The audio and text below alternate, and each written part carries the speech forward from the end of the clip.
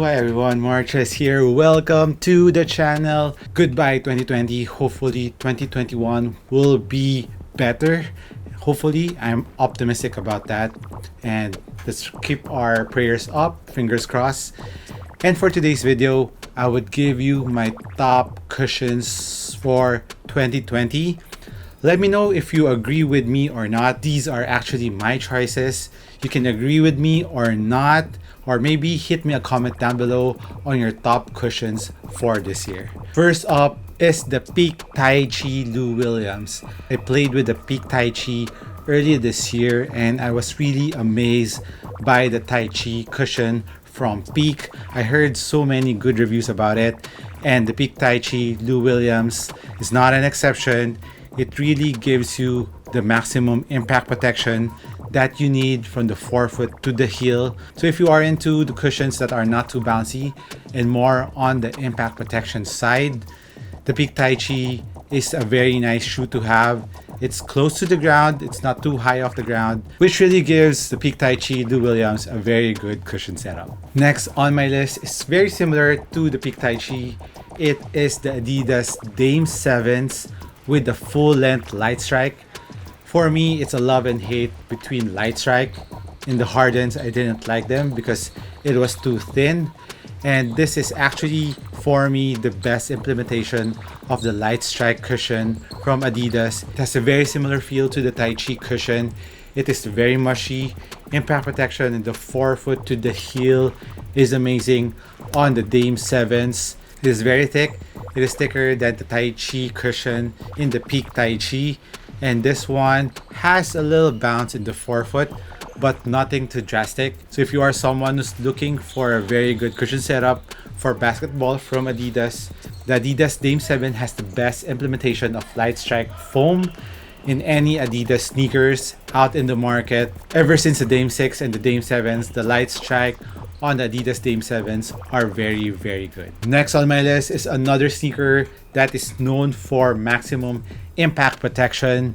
It is, of course, the Nike PG Force. As you know, the Nike PG Force has a full length air strobel, which means there's no strobel board in between your foot and the full length air strobel. Stepping on clouds, literally stepping on air, and it feels amazing. If you are someone's looking for maximum impact protection, at the same time court feel and responsiveness is there, the PG Force, you won't go wrong with the PG Force. Next on my list is the BYWX version 2 from Adidas.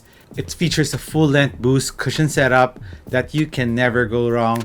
I've been in love with Boost ever since the Crazy Explosive came out, the D-Rose line till the D-Rose 8. I love the full-length Boost setup there. So if you have experienced those sneakers and you love them, I mean, it has the same feeling with the Crazy BYWX version 2. And so far, comparing it to the Marquee Boost, I like how thick the slab on the heel of the Boost is on the Crazy BYWX, comparing it to the Marquee Boost, which I think is a lot slimmer or thinner in comparison with the BYWX version 2. So if you are into the full length Boost, I'm not too sure if it's still available. I copped this around mid-March and it was already 50% off over at adidas.com.ph. Not too sure if it's still available, but try it. I think there's some other colorways that are still available on the BYWX version 2. At the same time, this full-length Boost setup features a very bouncy feel on the forefoot, plus giving you a very nice responsiveness and court feel for an Adidas basketball sneaker. Next on my list is another favorite of mine from Nike. This is the Zoom Rise 2. The Zoom Rise 2, like the Zoom Rise 1, I was really impressed, but they stepped it up here on the Zoom Rise 2. They made the zoom bigger on the forefoot area, and man, it is mad bouncy. At first, you need a little break-in time for it, but once you've broken them in, the Phylon carrier becomes softer. You will really feel the forefoot zoom of the Zoom Rise 2, especially it is decoupled. The TPU plate on the decoupled outsole of the Zoom Rise 2 really helps on the bounce back on the forefoot zoom of the Zoom Rise 2. On the heel, it's just Phylon, but the Phylon is very soft. So there's enough impact protection on the heel, plus the responsiveness on the Zoom unit in the forefoot is really good on the Zoom Rise 2. Next is the Curry 8s. I know it's a relatively new sneaker and I was really impressed with it. When I first wore it, I thought it will be like Hover with the Micro G combination. Don't get me wrong, I really like Micro G, but Hover, not so much. This one, if you like Micro G, you will really love the Flow cushion from Under Armour, from the Curry brand. And if you like a sneaker that feels like a running sneaker, that has very good impact protection in the forefoot and the heel.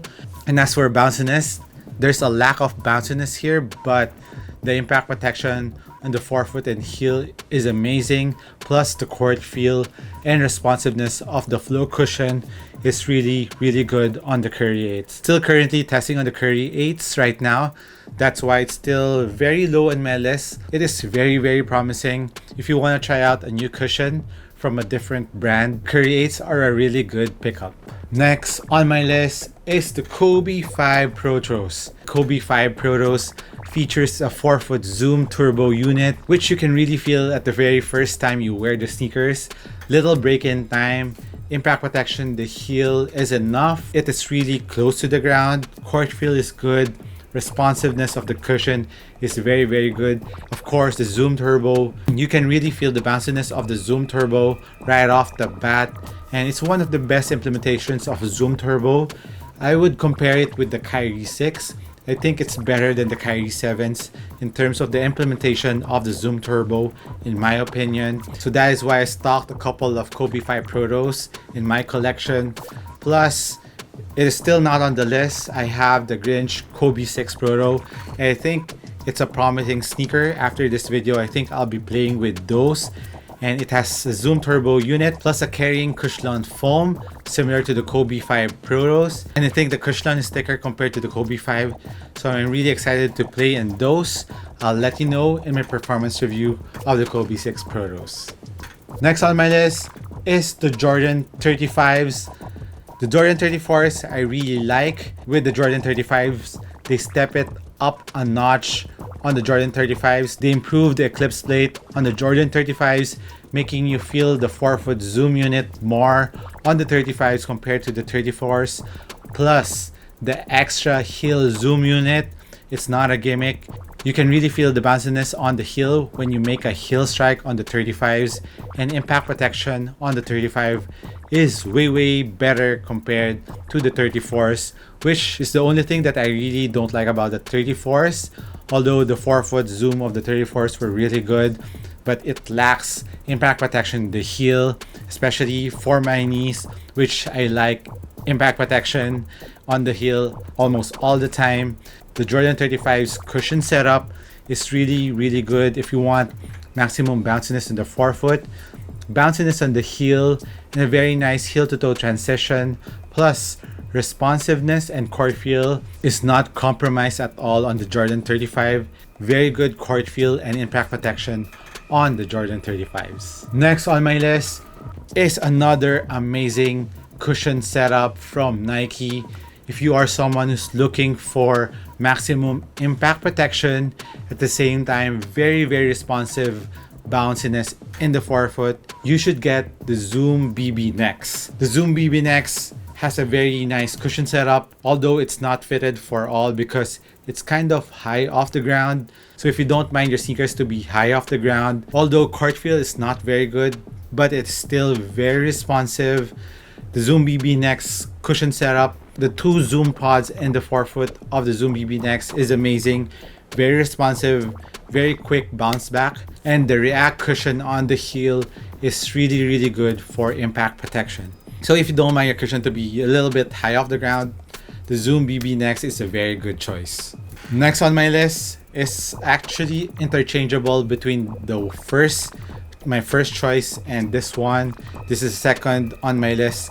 It really depends on your preference. So for my second best cushion setup for 2020, it is the Nike KD13s. And I really love, of course, the full-length zoom strobel found on the KD13. It was implemented on the KD12s, which I have here behind me. I have the IDs, I have the Unpearl. As for the KD13s, I have to go more on a budget. I did a Nike Bayou on the KD13s and it's just my only pair. I'm really thinking about getting another pair. I just wish that they continue making a full-length zoom strobel on the KD line, even on the KD14. I mean, full-length zoom strobel without the strobo board in between your foot and the full-length zoom is very similar to the PG4s, although the PG4s have full-length air that is more for impact protection. But the full-length zoom, very good impact protection and maximum bounce back bounciness from the forefoot to the heel. It's a very nice cushion setup. Plus, on the KD13s, I feel that it is closer to the ground more compared to the KD12s. So the full-length zoom, you have bounciness, impact protection, very good court feel, and very good responsiveness cushion setup. I really like the KD13's cushion setup. And for my first place, like I said, it depends on the day that I'm playing. It is the Lebron 18s. You would never go wrong on the cushion setup on the Lebron 18s, man. It has the full length zoom strobel like the KD13s plus an extra Air Max 270 in the heel. Plus, I know a lot of you will be skeptical that it is high off the ground, but with the cushion setup of the Lebron 18s, you're not too high off the ground compared to the 17s, to the 16s. I think it might be one of the lowest or maybe the lowest cushion setup or lowest profile cushion setup found in the Lebron signature sneaker ever since the Lebron 12s, because the Lebron 11s were really low to the ground. I really like the Lebron 11s. And for the Lebron 18s, it has a very similar feel to the Lebron 11s. It is low profile, very good court feel and responsiveness, and of course maximum impact protection in the heel and maximum bounciness from the forefoot to the heel. So those are my picks for the top cushion for 2020. Let me know if you agree with me or not.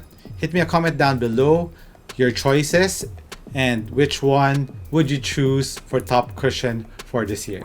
And like I promised, I'll be giving away a basketball sneaker for this video, and the winner is...